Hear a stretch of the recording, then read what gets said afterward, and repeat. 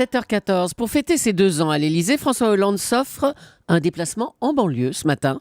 Il sera à 10h à Villiers-le-Bel, mais ces quelques instants passés dans le Val d'Oise n'empêcheront pas de poser la question qui fâche ce matin. Pourquoi les gouvernements successifs semblent abandonner nos banlieues? Et pour y répondre, je reçois Mohamed Mechmach. Bonjour. Bonjour. Après les émeutes de 2005, vous aviez créé le collectif Assez le feu. L'objectif était à la fois d'apaiser les esprits, mais aussi de faire remonter la parole des quartiers populaires jusqu'au sommet de l'État. On va être très concret, Mohamed Mechmach. Vous attendez quoi, vous, de la visite de François Hollande à Villiers-le-Bel ce matin ?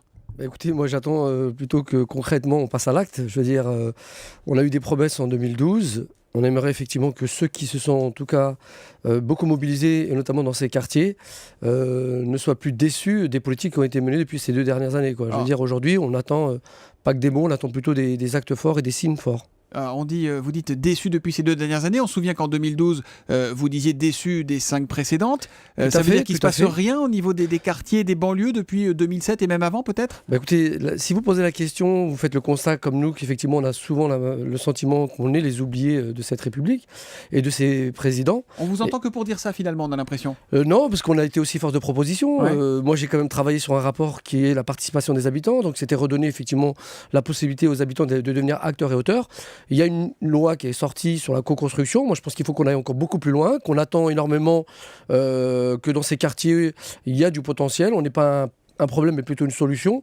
On a tout simplement, encore une fois, l'impression d'être ceux qui, aujourd'hui, ne sont pas une priorité. Et souvenez-vous, en 2012, il a fallu qu'on crée le ministère de la crise des banlieues pour qu'on s'intéresse et qu'on remette cette question des banlieues dans cette présidentielle. 2012, c'est une année électorale. On sait bien qu'en année électorale, tous les sujets intéressent évidemment tous les candidats.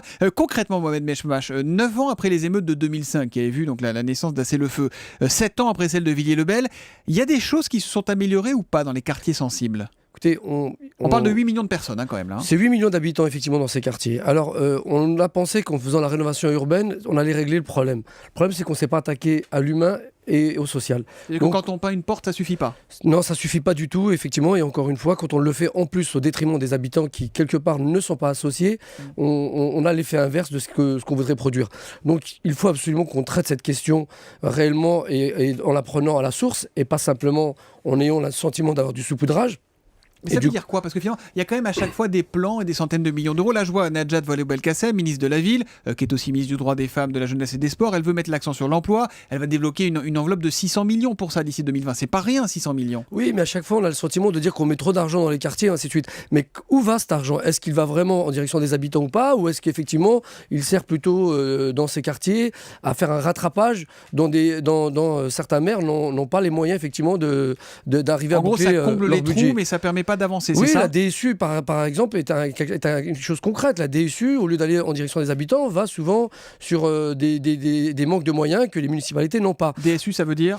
C'est la dotation de l'État qui donne dans les quartiers, effectivement. Urbaine, voilà. Voilà. Il y a donc ce projet de Najat Vallaud-Belkacem donc de mettre l'accent sur l'emploi. C'est vraiment le problème numéro 1, ça, aujourd'hui, dans les quartiers d'emploi. Bien sûr, dans les quartiers, c'est le problème numéro 1. Il y a le chômage et la courbe du chômage est beaucoup plus importante dans ces quartiers. Et il y a 45%, en tout cas, du quartier où je viens, des moins de 25 ans qui sont au chômage. Bien sûr, globalement, le taux de chômage, il est 18 points plus élevé dans les zones urbaines sensibles que sur le reste du territoire. Tout à fait. Donc, il faut absolument, et on a fait des propositions pour travailler autour de ces questions-là.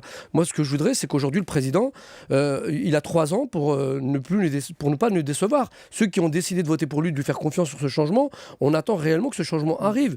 Mais parce que vous l'avez vu, vous avez déjeuné avec lui, je crois. Oui, il y a un j'ai an, déjeuné c'est ça, l'année dernière avec lui, on a discuté justement. Donc là, vous avez dû lui dire, il vous reste 4 ans, donc maintenant vous dites il reste 3 ans. Non, moi je dis tout simplement que je suis terre à terre, je suis quelqu'un de pragmatique. Je veux qu'on puisse effectivement améliorer la vie dans ces quartiers, parce que ça se dégrade de plus en plus.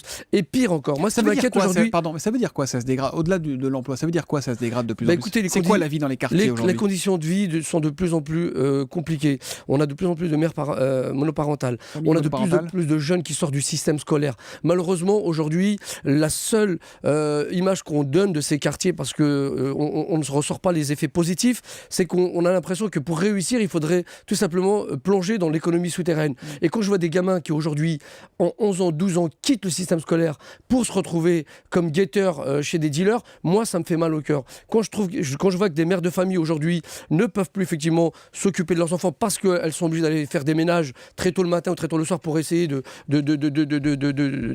d'éduquer ces enfants, oui, ça m'inquiète. Et quand je vois aujourd'hui des jeunes qui, parce qu'aujourd'hui une partie de la République a oublié ces jeunes enfants français qui sont français à part entière, se diriger vers des djihad, ça m'inquiète. C'est des signaux d'alerte. C'est ça la réalité de la banlieue aujourd'hui? Parce Parce que le djihad, on dit souvent, c'est les journalistes, on en parle trop, on en fait trop. Non, écoutez, il y a une réalité, il ne faut pas le nier aujourd'hui. Simplement, aujourd'hui, c'est pas dû au hasard, c'est aussi un abandon aujourd'hui de cette République. Donc, elle se doit aujourd'hui de considérer aussi le nombre de ses habitants qui vivent dans ces quartiers.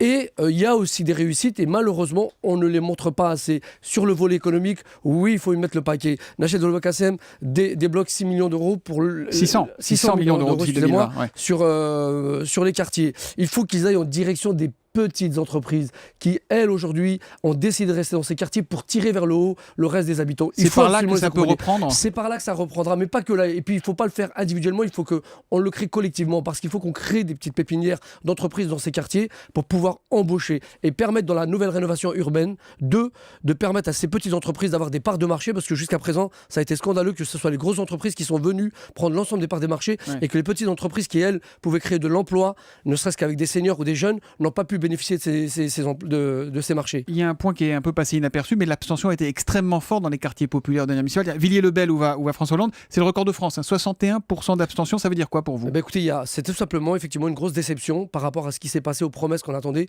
ne serait-ce sur le droit de vote des étrangers, ne serait-ce sur le contrôle au faciès. C'est-à-dire qu'aujourd'hui, une partie de ces électorats qui avaient voté pour Hollande s'est retrouvée même à aller voter et soutenir des listes de droite dont on sait très bien que la même droite avait plus stigmatisé ces quartiers comme des personnes qui n'étaient pas fréquentables.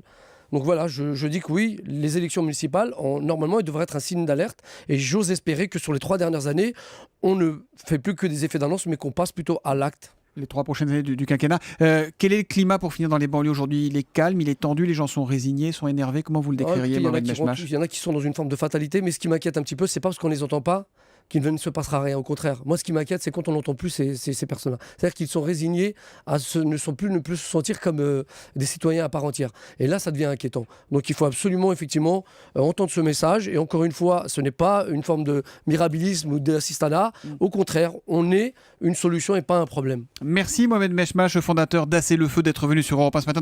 Donc, vous n'irez pas à Villiers-le-Bel, j'imagine, voir François Hollande tout à l'heure? Non, je vais à Montpellier parce que je vais rencontrer des gens du Petit Bar et de la Paillade. Voilà, les 2 quartiers de Montpellier. Merci beaucoup et bonne journée à vous, Mohamed Mechmach. Au revoir. Europe 1, il est 7h22. C'est le retour des perdants aujourd'hui à l'Assemblée.